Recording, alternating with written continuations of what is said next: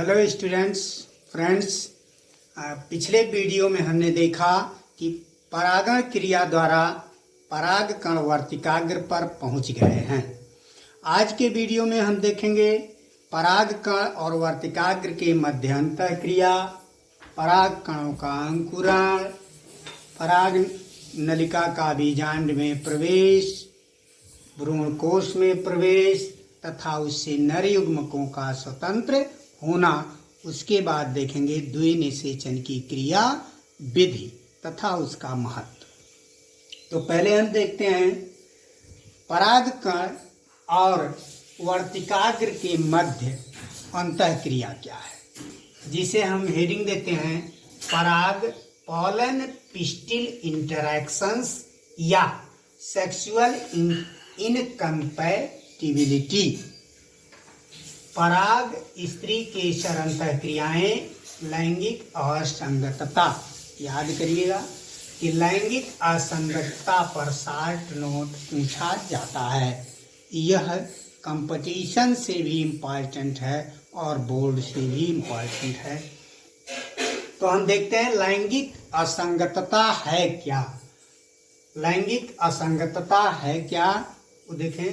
परिभाषा लिखा हमने, वर्तिकाग्र पर पहुंचे अनेक परागकणों में से बहुत से परागकण अंकुरित होकर निषेचन में भाग नहीं लेते।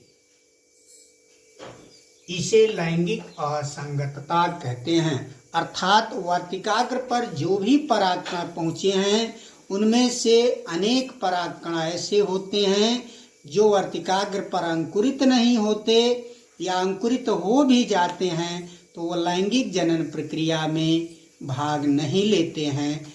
ऐसे इस क्रिया विधि को हम लैंगिक असंगतता कहते हैं। इस इंटरैक्शन को हम सेक्सुअल इनकम्पैटिबिलिटी कहते हैं। असंगत परागकण क्या हैं? जैसे दूसरे जाति के पौधे का परागकण हो। असंगत परागकण क्या हैं?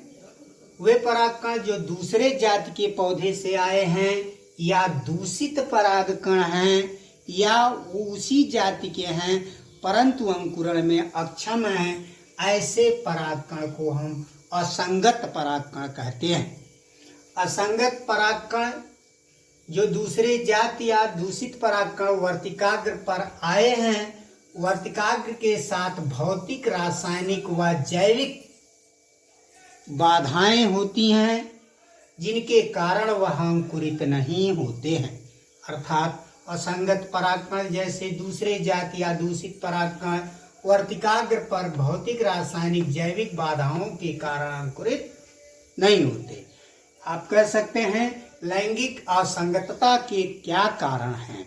उसके कारण में कुछ कारण भौतिक हैं, कुछ रासायनिक हैं, कुछ जैविक हैं, या अलग अलग पौधों पर अलग अलग तरह से होता है, जिसमें बहुत से अभी खोज करने भी बाकी हैं। कुछ प्रमुख कारण आपको बताए जा रहे हैं। जैसे नंबर 1, वर्तिकाग्र पर क्यूटिकल को असंगत परागकण विगलित यानी भेद नहीं कर पाते। वर्तिकाग्र के ऊपर जो क्यूटिकल है वो इस प्रकार से होती है कि दूसरे जात से आए हुए परागकण की जो क्यूटिकल होती है, पालन ट्यूब होती है, वह इस क्यूटिकल को गला नहीं पाती क्योंकि उनके प्रोटीन के अमीनो अम्लों का संगठन अलग अलग होता है और सुमेलित ना होने के कारण दूसरे जाति के परागकण दूसरे जाति के वर्तिकाग्र पर अंकुरित नहीं होते हैं। दूसरा कारण यह है कैलोस व पलक बन जाते हैं जो निरोध करते हैं।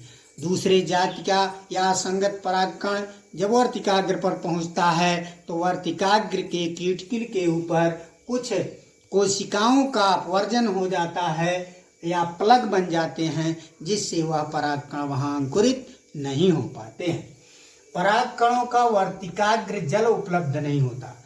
परागकण जब ये कैलोस या प्लग बन जाते हैं तो परागकणों को अवशोषित करने के लिए भोजन पदार्थ हुआ जल अंकुरित नहीं होता, उपलब्ध नहीं होता, जिससे वो परागकण अंकुरित नहीं होते। कुछ पौधों में रासायनिक अवरोध जैसे यस एलील प्रोटीन विशेष प्रकार के पौधों में विशेष प्रकार का प्रोटीन है, जैसा उपरोक्त में ही हमने बताया कि परागकण और वर्तिकाग्र के प्रोटीन्स जो होते हैं सुमेलित नहीं होते, उसे हम यस एलील प्रोटीन कहते हैं। या आरएनएज एंजाइम, आरएनएज देखिए लिखने के लिए, यह आरएनए वो नहीं है कि राइबोन्यूक्लिक एसिड, यह आरएनए से संबंधित एंजाइम है जो प्रोटीन का निर्माण ही नहीं होने देता और उसे परागकण को अंकुरित नहीं होने देता। तो इस तरह से यदि सुमेलित परागकण हुए, ये सब बाधाएं नहीं हुई, तो वह वर्तिकाग्र पर अंकुरित होते हैं। तो आपने देखा लैंगिक असंगतता क्या है, इसके प्रमुख कारण क्या हैं। दूसरी हेडिंग पर आते हैं। अब अगर सुसंगत परागकण हुए, सुमेलित परागकण हुए, तो वह वर्तिकाग्र पर अंकुरित होंगे। कैसे अंकुरित होंगे, दूसरी हेडिंग पर देखते हैं। वर्तिकाग्र पर परागकणों का अंकुरण। सुमेलित परागकण जब वर्तिकाग्र पर पहुंचते हैं तो वर्तिकाग्र से जल व भोजन ग्लूकोज अवशोषित करते हैं। ध्यान रहे, जल और भोजन अवशोषित करते हैं, जिनसे उनका परागकणों का जेनरेटिव केंद्रक और वेजिटेटिव केंद्रक सेपरेट हो जाता है और जनरेटिव केंद्रक जनरेटिव सेल बना लेता है। वेजिटेटिव केंद्रक परागकणों के अंतःचोल पर दबाव डालता है और जिससे अंतःचोल परागकणों के जर्म पोर से पॉलन ट्यूब बनाकर बाहर निकलने लगता है। इसके लिए आवश्यक भोजन वर्तिकाग्र से मिलता रहता है। ये पॉलन ट्यूब बढ़ता जाता है, जो वेजिटेटिव केंद्रक पॉलन ट्यूब को बढ़ाता है और यह वर्तिका में प्रवेश करता है। पीछे इसका जनरेटिव केंद्रक पुनः समसूत्री विभाजन द्वारा दो भागों में बंटने लगता है। पॉलन ट्यूब बढ़ता जाता है और जनरेटिव जनन केंद्रक दो भागों में बंटकर दो नर युग्मक बना लेता है।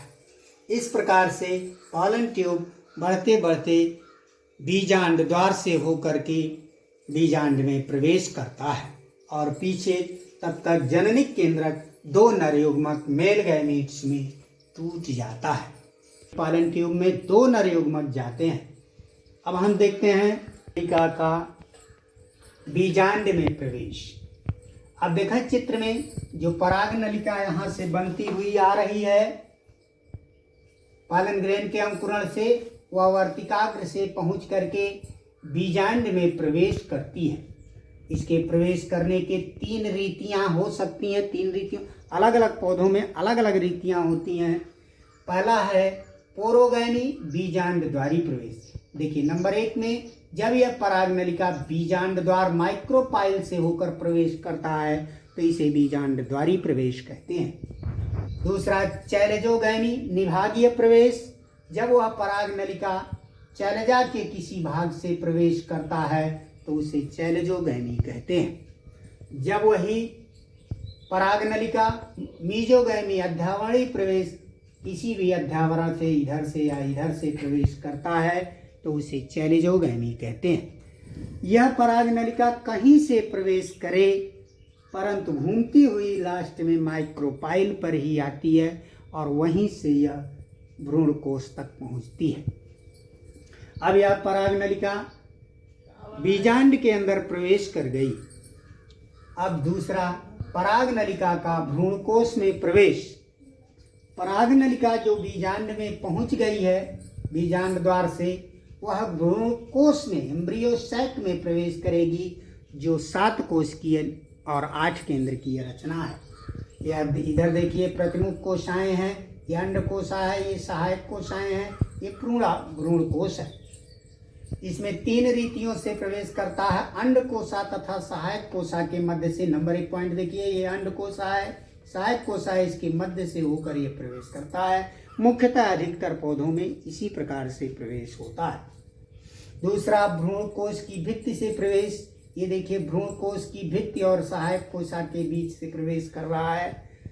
तीसरा एक सहायक कोशा को तोड़ती हुई इस सहायक कोशिका को तोड़ देती है और इसके ऊपर से प्रवेश करता चला जाता है। इस तरह से पराग नलिका भ्रूण कोश में पहुंच गई। उसके बाद अब पराग नलिका से दोनों नर युग्मक भ्रूण कोश में स्वतंत्र होंगे। वो नर युग्मकों का भ्रूण कोश में स्वतंत्र होना। नर युग्मक जो पराग नलिका के साथ साथ आ रहे थे वह अभी पराग नलिका सिरे पर बंद है। अब सिरे से वह मुक्त होंगे, स्वतंत्र होंगे। उसकी 3 रीतियां पाई जाती हैं। पराग नलिका पर बने एक छिद्र, आप देखें पराग नलिका में एक छिद्र बन गया और एक नर युग्मक अंडकोशा की तरफ और एक नर युग्मक द्वितीय केंद्रक की तरफ स्वतंत्र हो गया। दूसरा, पराग नलिका के 2 शाखाओं द्वारा यह पराग नलिका आगे चलकर 2 शाखाओं में बढ़ जाती है और एक शाखा अंडकोशा की तरफ मुड़कर नर युग्मक स्वतंत्र कर देती है तथा दूसरी शाखा द्वितीय केंद्रकों की तरफ मुड़ करके नर युग्मक को स्वतंत्र कर देती है, जो आप चित्र नंबर इसमें देख रहे हैं।